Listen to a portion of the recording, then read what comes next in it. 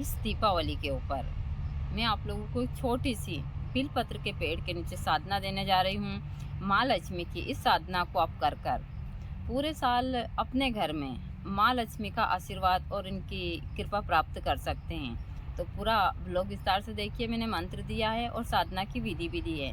बहुत सरल और बहुत आसान है। इसको कर कर आप अपने जो भी दाम्पत्य जीवन है उसकी छोटी छोटी ज़रूरतें पूरी कर सकते हैं। इसको महिला भी कर सकती है, पुरुष भी कर सकते हैं, दोनों ही कर सकते हैं। तो यह साधना ज़रूर कीजिए। मैं बहुत सरल, आसान और भक्त को जिस चीज़ में परेशानी ना हो मैं वही साधनाएं देती हूँ। तो आप यह साधना कर कर और माँ लक्ष्मी की कृपा इस दीपावली के ऊपर अपने घर के ऊपर प्राप्त कीजिए। और भगवती की कृपा से यह साधना में आपको सफलता प्राप्त हो। मैं तो भगवती से यही प्रार्थना। जय माता दी सभी को। हर हर महादेव। मुझसे भी बहुत सारे भक्तों ने पूछा था कि माता जी हम दीपावली के ऊपर कोई लक्ष्मी मैया की कृपा प्राप्त हो और उनका आशीर्वाद हमारे घर के ऊपर बना रहे, हम ऐसी कुछ साधना कर सकते हैं क्या। तो आप जो मेरे पीछे यहाँ पेड़ देख रहे हैं, यह पेड़ है बिलपत्र का। इसे तो बिलपत्र के पेड़ के ऊपर बाबा भोलेनाथ और भगवती की बहुत कृपा है, लेकिन इस पेड़ के ऊपर माँ लक्ष्मी का वास भी बताया जाता है। तो आप लोग तेरस के दिन से तो अमावस्या की रात्रि तक 3 दिन जो मैं छोटी सी साधना बताने जा रही हूँ कर लीजिए और श्रद्धा पूर्वक कीजिए। यदि आपने सही तरीके से करा तो ज़रूर माँ लक्ष्मी की कृपा आपके घर के ऊपर बरसेगी। ये हमको आशीर्वाद ही दे सकते हैं। और हम देखिए, सच्चे मन से किया हुआ कार्य हमेशा पूर्ण होता है।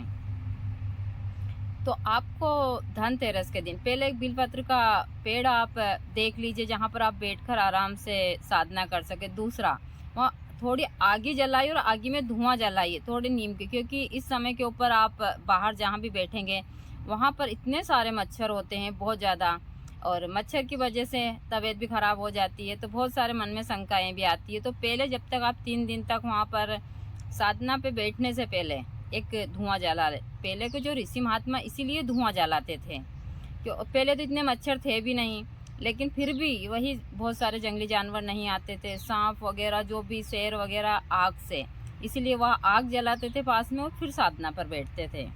तो आप जब भी किसी साधना पर बैठे और जंगल और ऐसी जगह पर, तो आप यह चीज़ों का हमेशा ध्यान रखें। दूसरा, मैंने सुरक्षा मंत्र बहुत जगह दिया है। तो आप साधना से पहले सुरक्षा कवच जरूर अपने ऊपर करें, उसके बाद ही आप साधना पर, फिर इसमें बहुत सारे विघ्न आते रहते हैं।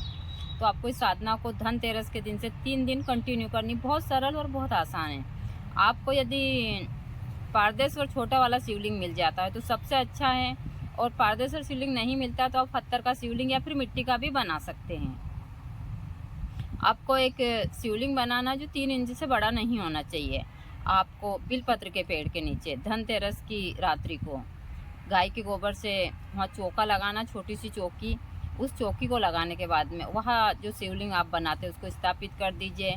शिवलिंग को आप पहले साफ जल से स्नान करवाइए, फिर पंचामृत से करवाइए, फिर साफ जल से करवा कर पूजा पाठ कर कर आप अगरबत्ती, दीपक लगाकर, आसन लगाकर बैठ जाइए। और रुद्राक्ष की माला से कम ज़्यादा नहीं तो आप 11 माला जो मैं मंत्र देने जा रही हूँ, इस मंत्र का जाप कर लीजिए। दूसरा, मैं हमेशा सभी को बताती हूँ कि आप लोग यदि श्रद्धा और विश्वास से इन चीज़ों को करते हैं तो ज़रूर फायदा होता है।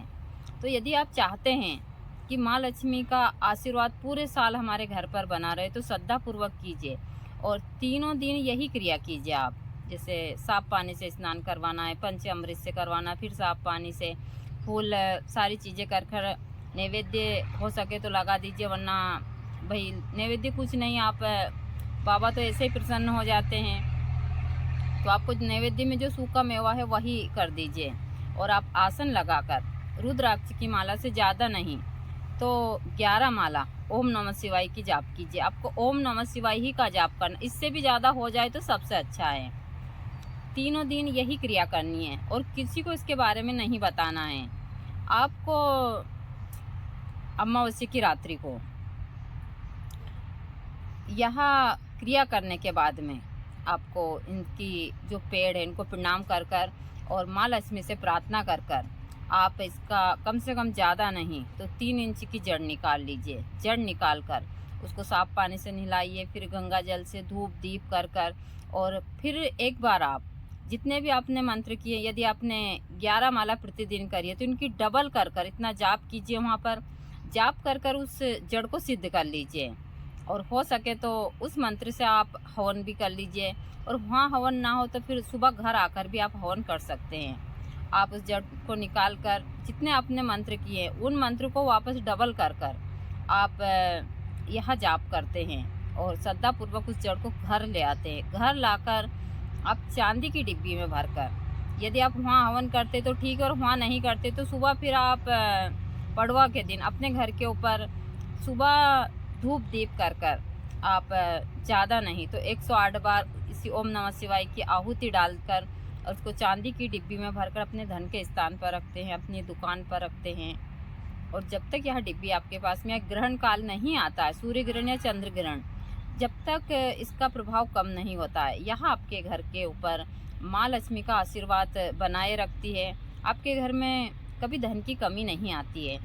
ऐसा नहीं कि हम साधना करते तो माँ लक्ष्मी हमारे घर आ जाती है, ऐसा नहीं है। उनका आशीर्वाद हमारे ऊपर बना रहता है। हर एक साधना में यही होता है। लेकिन बहुत सारी चीज़ें हैं जो लोग बाग उस हिसाब से देखते, चाहे कोई सी भी साधना करो उनका आशीर्वाद हमारे ऊपर होता है तो हमारी सारी चीज़ें इस हिसाब से चलती रहती हैं। लेकिन लोगों के मन में बहुत सारी धारणाएं, उनके बारे में मैं नहीं बोलना चाहती। ऐसे ही मेरे बहुत सारे लोग विरोधी है। तो आप लोग इस प्रकार से माँ लक्ष्मी का आशीर्वाद इस दीपावली के ऊपर प्राप्त कर सकते हैं, और भगवती की कृपा से यह साधना आपकी ज़रूर पूर्ण होगी, क्योंकि इसके ऊपर बाबा भोलेनाथ और माता रानी की कृपा होती है। उसके बाद में आप यदि पारदर्शी शिवलिंग है तो आप उसको अपने जहाँ पर अपने रखते हैं अपने वहाँ रखिए धूप दीप कर कर। और यदि आपने मिट्टी का शिवलिंग बनाया तो उसको मिट्टी के शिवलिंग को तो प्रतिदिन आपको विसर्जन करना होता है। पूजा के बाद में उसका विसर्जन कर लो, 2 मिनट लगती है, फिर बाद में वापस जिस दिन बैठते हैं 3 दिन से यदि आप मिट्टी का शिवलिंग बना रहे हैं तो 3 दिन से मिट्टी का शिवलिंग आपको पानी में विसर्जन करना होता है। और यदि आप पारदर्शी शिवलिंग बनाते तो वहाँ रख कर नहीं आ सकते, उसको साथ में लेकर प्रतिदिन घर आ जाना है आपको, क्योंकि बहुत सारी चीज़ें जो बाहर होती रहती है। तो आप इस प्रकार से साधनाएं करते तो ज़रूर सफलता प्राप्त होती है। और छोटी सी साधनाएं कर कर ज़रूर देखिए, माँ लक्ष्मी की कृपा आपके घर के ऊपर ज़रूर होगी, और उनका आशीर्वाद से पूरे साल आपके घर में धन धान्य की कृपा बरसती रहेगी। तो जय माता दी सभी को। हर हर महादेव।